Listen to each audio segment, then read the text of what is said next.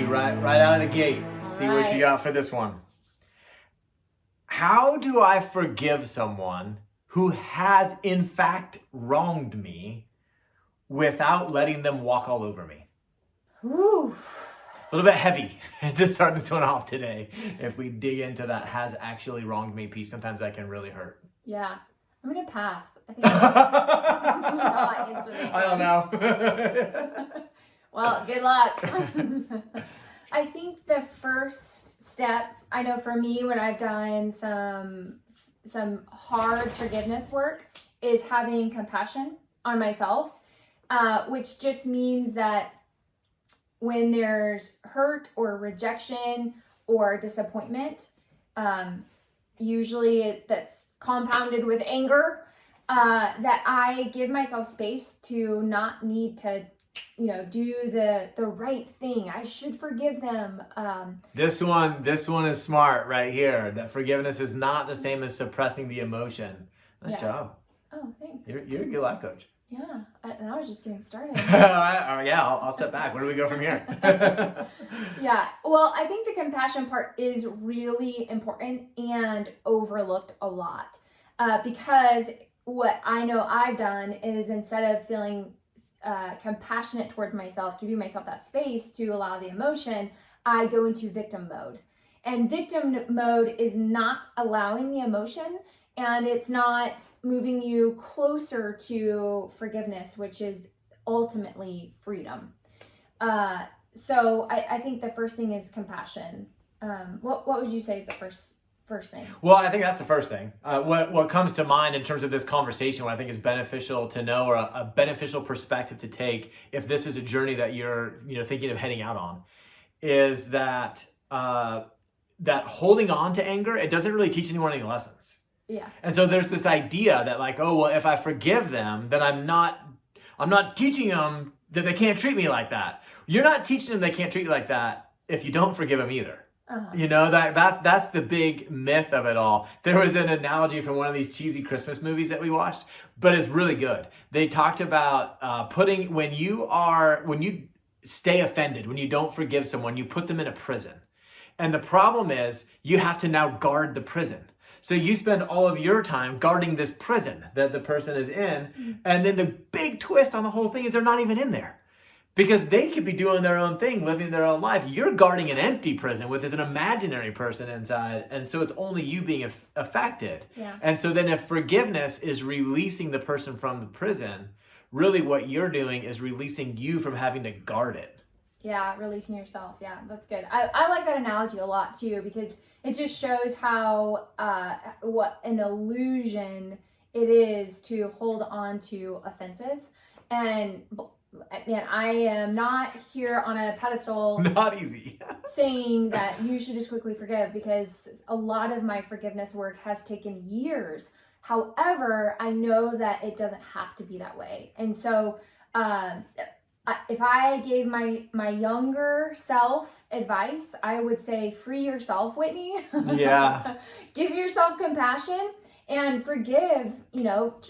I even like to give myself a kind of like a time frame. Like, give yourself compassion for a couple of weeks, and then by the end of the month, let's get into freedom and be set free from this by taking on the forgiveness. Yeah, it's a really good 1-2 punch, because if you don't have the compassion, you can find yourself condemning yourself for not forgiving fast enough if you really do understand the forgiveness part. And so it is really important to have that compassion piece, and then jump into the space where you remember some perspective, some truths, some way to see forgiveness, where it's not that you're teaching them a lesson. It's not that you're letting them off the hook. You're letting you off the hook. And then I think in terms of how to forgive, when you are ready to let go, we have a really powerful prayer that invites Christ into it, and it kind of guides you into actually writing down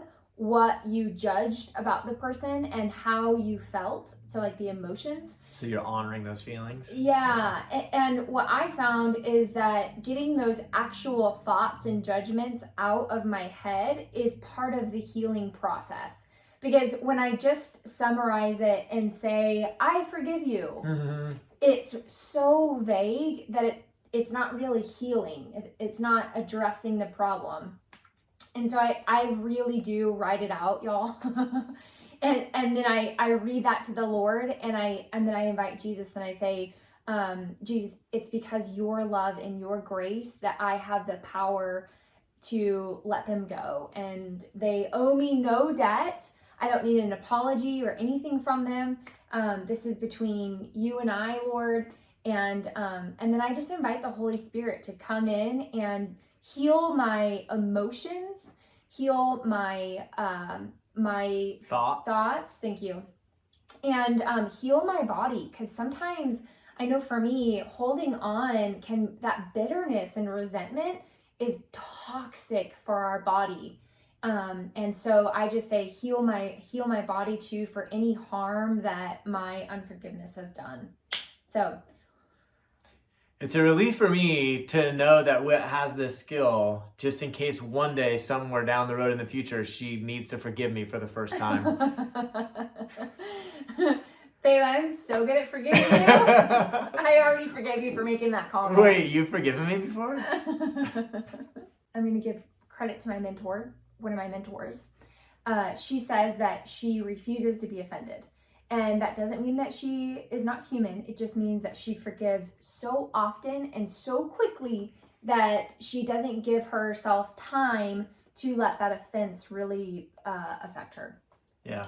That's a smart woman. Oh, there he is. Next question.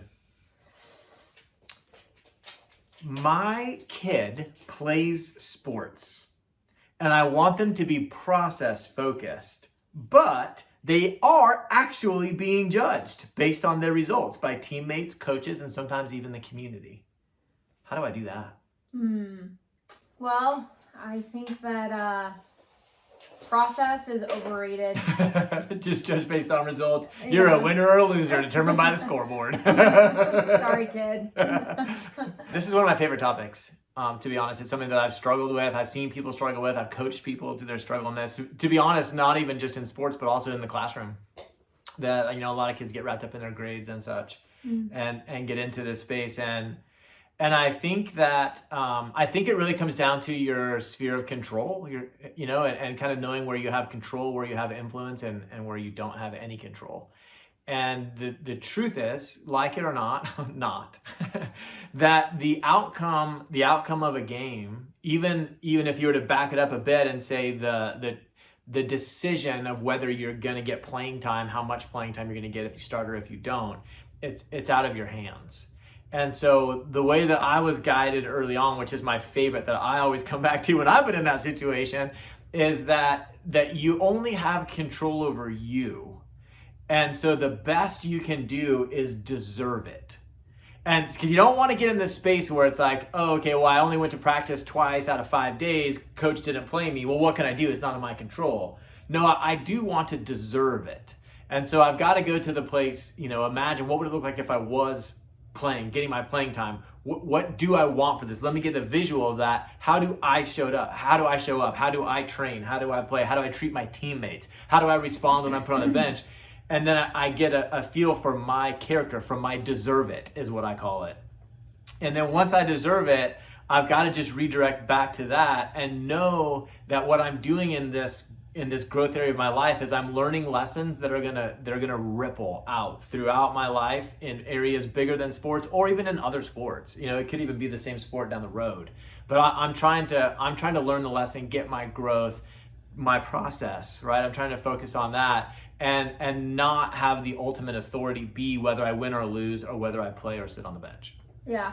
What's the downside of your being results focused instead of process focused? It creates pressure. Mm-hmm. And that's what I assume is the intent of the question, that process focus, it is the antidote to pressure. And if you are process focused, if I'm only as good as what the coach thinks of me, or I'm only as good as what the scoreboard says, those are two things that are not in my control that are determining my worth. And now that is very anxiety producing, because now I need that scoreboard and that coach to say the right things about me in order for me to be okay. Oh man, that is a brutal way to try to perform, especially when sports kind of bring their own pressure because they're sports and it's fun to try to win. that you don't want to be adding extra, like having your own value and worth wrapped up in the outcome of this. Yeah, I think that's so spot on. And one thing that we do with Paige is we help her come up with fail attempts that are in her control. Yeah, that give her a focus that is not based on her being a good versus bad teammate or player, or that now she can say, okay, did I try and shoot the ball, or was I too performance based that I didn't shoot the ball? And if she has one attempt, then we really celebrate that, and that fosters more of that process rather than results performance. Yeah, kind of two ways to look at this. One is if this question is coming like literally, if you're watching this as a parent watching it about your kid, then it would be a really good idea just to check on anything that you're suggesting that your child do or praising them on afterwards. It's all 100% in their control. So and if they're playing like softball, it's not about getting a hit, it's about swinging. It's got to be something that's totally in their control. Praise them on those things, and you'll find that they develop a process-focused mindset. But another interesting thing I want to address before we wrap this up is outside of kids playing sports, this idea of process versus results-focused. Where does that show up in even some more adult growth journeys outside of sports that you've seen? I would say health. Like if you're someone who either has an injury and they're trying to get back into shape, or needs to lose some weight and trying to, become more fit. Oh yeah, weight's a big one. Because Yeah. you have kind of a scoreboard. Right? That number on the scale can really act like a scoreboard. Yeah, I would say growing a business, in sales, any kind of project that being the result is not going to be something that you want to be obsessed on. Otherwise, your enjoyment getting there is going to be not fun. It's a great point.